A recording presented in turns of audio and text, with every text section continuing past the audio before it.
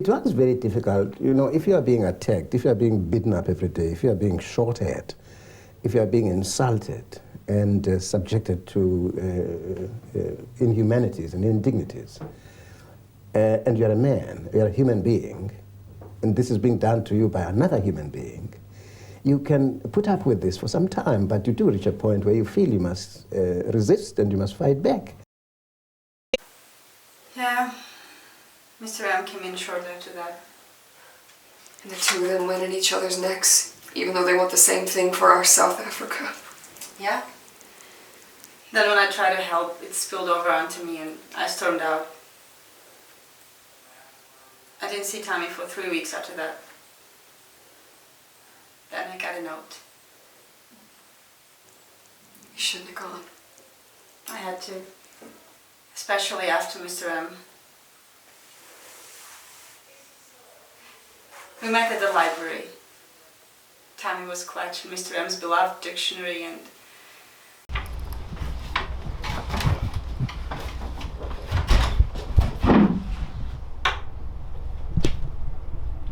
Isabel. Hello, Tommy. Thank you for coming. I wasn't going to.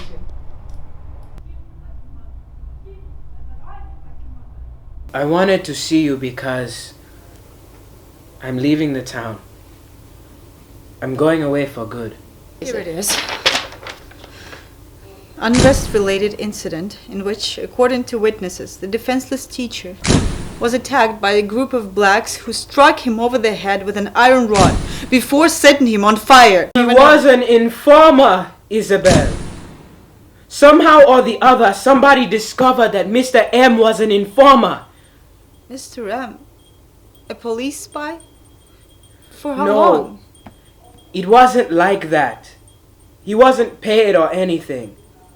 He went to the police just that one time.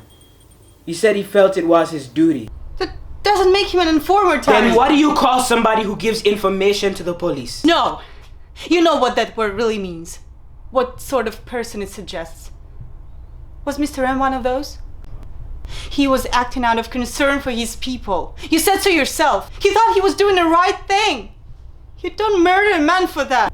Be careful, Isabel. Of what? The words you use. Oh.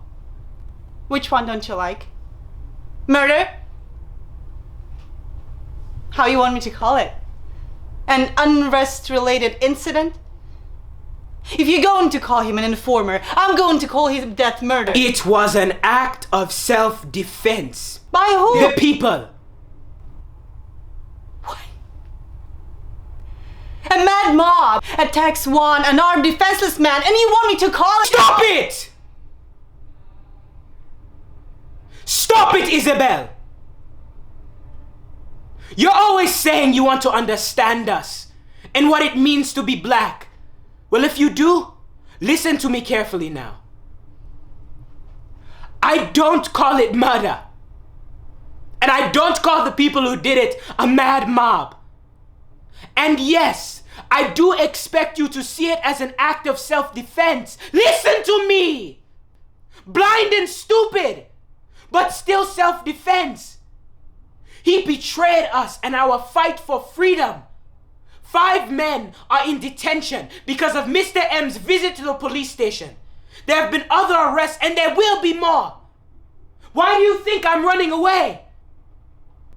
How were those people to know that he wasn't a paid informer? Who had been doing it for a long time and would do it again. They were defending themselves against what they thought was a very terrible danger to themselves. What Anela Mialacha did to them and their cause is what your laws define as treason when it's done to you and threatens the safety and security of your comfortable white world. Anybody accused of it gets put on trial in your courts, and if found guilty, they get hanged.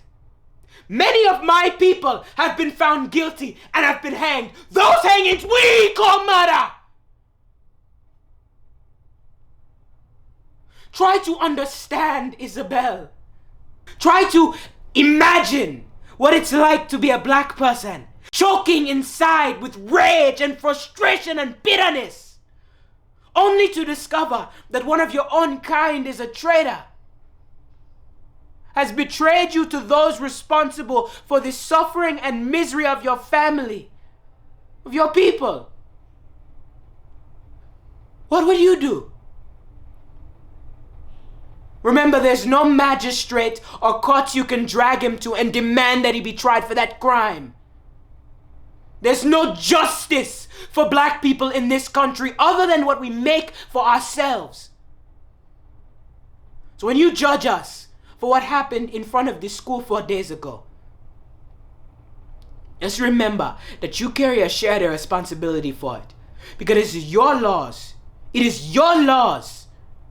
that have made simple, decent black people so desperate they turn into mad mobs.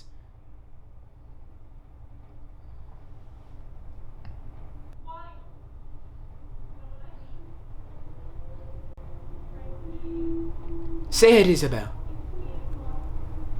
This is your last chance. You once challenged me to be honest with you. I'm challenging you now.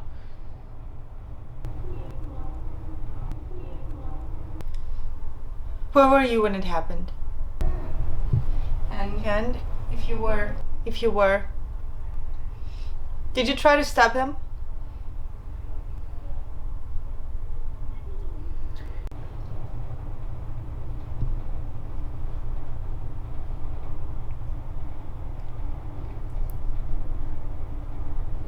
Isn't there a third question, Isabel? Was I one of the mob that killed him?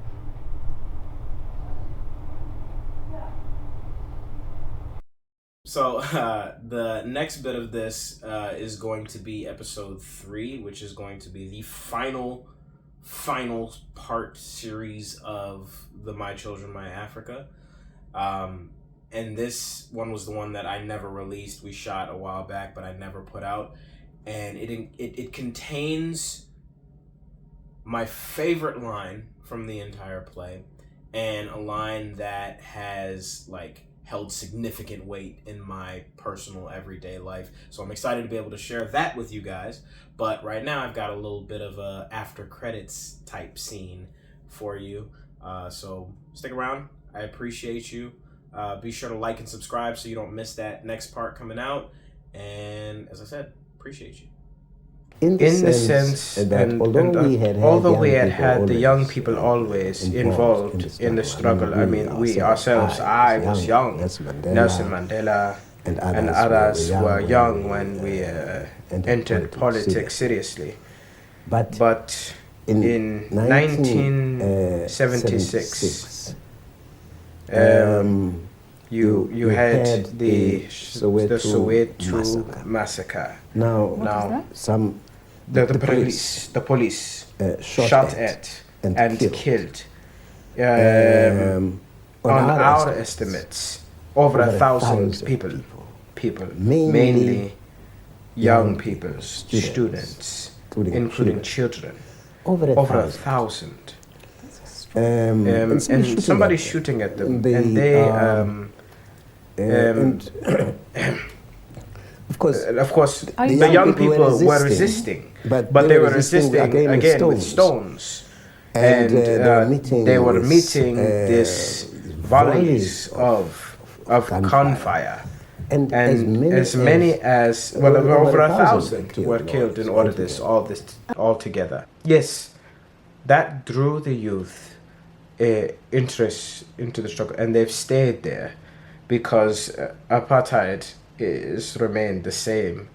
It has remained as cruel as it was in June 1976.